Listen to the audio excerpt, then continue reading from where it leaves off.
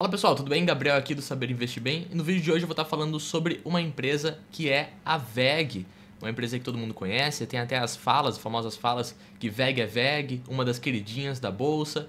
Então no vídeo de hoje a gente vai estar entendendo se ela realmente vale tudo isso que é dito, se ela é tudo isso que é dito. Vamos falar sobre o que ela faz, como que ela entrega os seus lucros, seus dividendos, e também vamos citar os riscos de investir em WEG. E também vamos citar um fato muito interessante, que a companhia hoje possui um múltiplo bem mais elevado quando se comparado ao índice Ibovespa.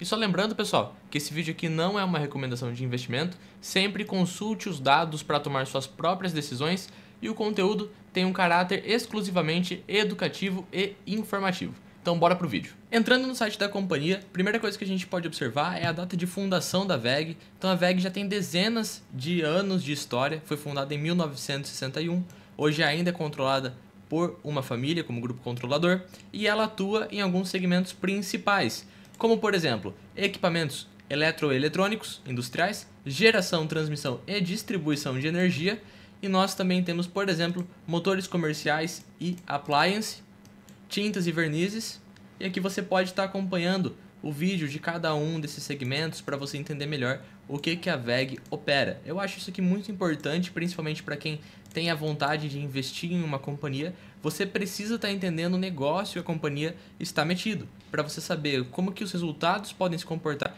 devido a alterações no mercado econômico, mercado macroeconômico, ou talvez em alguma regulamentação do setor. Então entra aqui no site de RI da empresa, vem em perfil corporativo, tenta entender como que a companhia trabalha, com o que ela trabalha e como ela gera os seus resultados. Bom pessoal, eu já vou estar mostrando já para vocês, mas por que a WEG é destaque quando a gente fala da companhia que todo mundo conhece, todo mundo remete a WEG como um sinal de qualidade?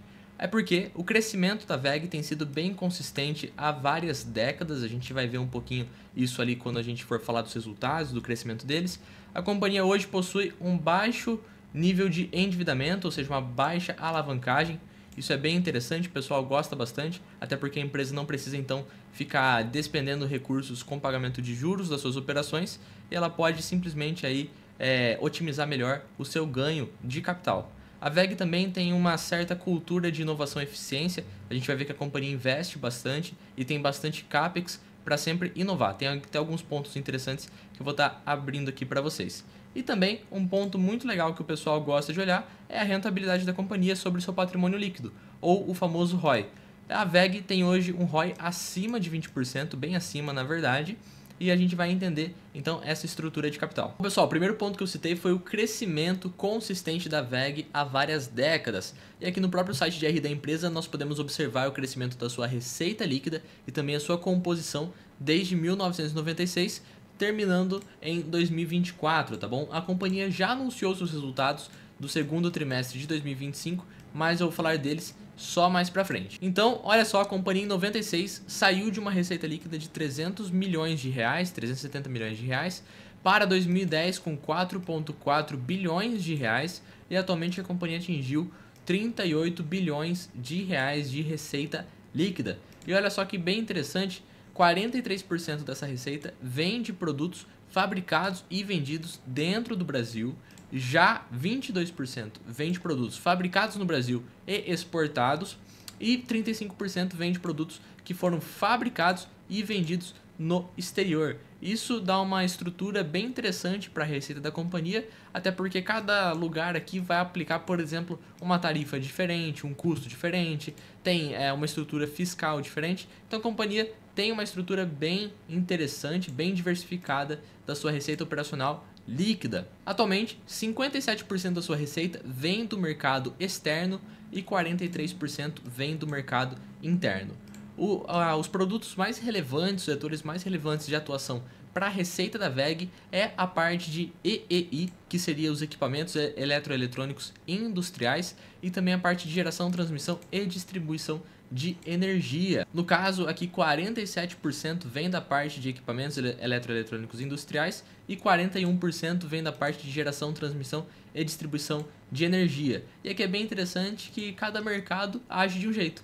Por exemplo, quando a gente pega a parte do mercado interno, nós temos que o mais relevante para a receita da companhia vem da parte do GTD, né, 21%. Já quando a gente olha o mercado externo, a parte de EEI é mais relevante, com 32%. Bom, eu citei para vocês um baixíssimo endividamento, e agora eu preciso justificar essa fala aqui para vocês. Na parte de central de resultados, em disponibilidades e endividamento, nós vemos que em junho de 2025 a companhia tinha uma posição de disponibilidades, ou seja, dinheiro em caixa, de 5,7 bilhões de reais, a maior parte de tudo aqui ó, em curto prazo praticamente, né? E financiamentos, a companhia tem 2,5 bilhões de reais, tinha 2,5 bilhões de reais em junho de 2025, o que gera um caixa líquido para a companhia de 3 bilhões de reais. Ou seja, a companhia tem mais dinheiro no bolso do que ela tem tomado na parte de financiamentos, tanto em curto prazo e em longo prazo. Outro ponto bem interessante para se citar em financiamentos é que a maior parte está em curto prazo e também em moeda estrangeira, né? Então a companhia tem um endividamento que vem aí do câmbio, tá? No entanto, a companhia também não para de investir, né? A posição financeira confortável permite que a companhia continue realizando seus investimentos, ou o famoso CAPEX, como a gente pode falar aqui também. No segundo trimestre de 2025, a companhia investiu 583 milhões de reais. A maior parte vem no Brasil, né, investimento brasileiro, 370 milhões de reais e mais de 200 milhões em investimentos no exterior. Uma parte muito legal de se falar é que a companhia tem essa cultura mesmo de inovação, com mais de 2,8% da sua receita líquida sendo destinado para CAPEX, e esses números vêm aumentando praticamente ano após ano. Um ponto bem legal de se abordar é que mais de 50% do faturamento da companhia em 2024 veio de produtos lançados nos últimos 5 anos, ou seja, de produtos novos. Isso mostra o quanto é importante a companhia manter seus investimentos, seu crescimento na parte aí de pesquisa e desenvolvimento, lançando novos produtos. A WEG também possui indicadores de rentabilidade altos e consistentes, pelo menos nos últimos anos. Desde 2015, nós vemos aqui a consistência e crescimento em seu EBITDA, com uma margem EBITDA igualmente consistente, na verdade crescente, chegou a atingir 22,4% em 2024, e o ROIC, que seria o retorno sobre o capital investido, é diferente de ROI, tá pessoal? O ROI considera o lucro líquido sobre o patrimônio líquido. No caso aqui do ROIC, nós temos, por exemplo, o capital de terceiro investido na companhia, tá? No caso do ROIC, em 2024, fechou em 34,2%. Em outras palavras, para cada R$100 de capital empregado, a companhia conseguiu produzir um lucro líquido maior que R$34. Mas olhando múltiplos, o ROI da companhia também não fica para trás, né? Um ROI atual de 28,86%. Pessoal, a WEG cresce? Sim, ela cresce. Nos últimos anos, ela vem demonstrando isso aí. Praticamente ano após ano de recorde de lucro líquido. Saiu aqui de 2016 com 1,13 bilhão de reais em lucro líquido e atingiu os últimos 12 meses com 6,76 bilhões de reais de lucro líquido. Um crescimento bem acelerado nos últimos anos e também com certa consistência. E a receita líquida também vem crescendo. Bem interessante aqui no Investidor 10 que a gente consegue colocar o gráfico trimestral. Então desde 2016, olha o crescimento trimestre por trimestre da receita líquida da companhia, e também o lucro líquido não fica para trás, vai acompanhando também. E a companhia faz isso com uma certa eficiência, margem bruta acima de 30%, bem estável. Isso é uma coisa bem interessante de se olhar nas companhias, principalmente industriais, que é a margem bruta, que seria praticamente o resultado depois de deduzido o custo do produto vendido. Então a companhia tem mais de 30% para trabalhar aí na sua despesa. Falando em distribuição para acionista, vamos falar de dividendos. Pessoal, pode estar abrindo aqui a tela da WEG e falar assim, poxa, apenas 2,7% de dividend yield. Deixa eu pegar esse histórico para ver se é isso mesmo. Aí a companhia abre o histórico de proventos da companhia, vê até que que existe um crescimento nos seus dividendos, existe uma consistência, a companhia pagou em todo o período aqui proventos, mas a média de 5 anos é de 1,25%. Então isso faz da WEG uma má pagadora de proventos? Não, isso não faz da WEG uma má pagadora de proventos. Por que esse dividend yield é tão baixo? Só para deixar claro, pessoal, a companhia tem aí um payout médio de 50%, se eu pegar o histórico aqui, ou seja, cada R$1 que a companhia tem de lucro líquido, ela distribui 50 centavos para o acionista. E a WEG tem uma frequência sim. Quando a gente olha Datacom, olha só, tem Datacom, aqui é o histórico, né? Aqui o Investidor 10 usa esse radar de dividendos inteligentes para ver quais os possíveis meses de pagamento baseado em histórico de pagamento. E aqui no radar nós temos para janeiro, fevereiro, março, abril, junho, julho, agosto, setembro e dezembro, praticamente só em 3 meses que a WEG não costuma divulgar proventos. É a data de pagamento aí da companhia em janeiro, março, abril e agosto. Se eu pegar o ano passado, ou melhor, esse ano ainda de 2025 eu já consigo pegar, nós temos Datacom para fevereiro, março, junho e julho e o pagamento ocorrendo em março e também em agosto. Então existe uma boa frequência no anúncio de proventos e também no seu pagamento. Se você puxar o histórico de pagamentos aqui 2024 e 2025, praticamente a companhia paga para março e para agosto. E por que então que o dividend yield da companhia é tão baixo, apenas 2,73% de dividend yield? Isso, para explicar para vocês, tem a ver com o PL da companhia. Então, no caso da WEG, ela é negociada a 23 vezes o seu lucro, tá bom? Então, no caso, o mercado nos últimos 12 meses pagou R$ 23,00 para cada R$ 1,00 de lucro da companhia. E a companhia, então, ela não distribui R$ 1,00, ela distribui 50 centavos. Então, o mercado está pagando mais de R$ 23,00 para receber 50 centavos. Aí, no caso, eu estou trazendo aqui em unidades, tá bom? Não necessariamente que o dividendo é de 50 centavos, mas que ele paga R$ 23,00 para cada 50 centavos de dividendo nos últimos 12 meses, considerando o payout de 50%.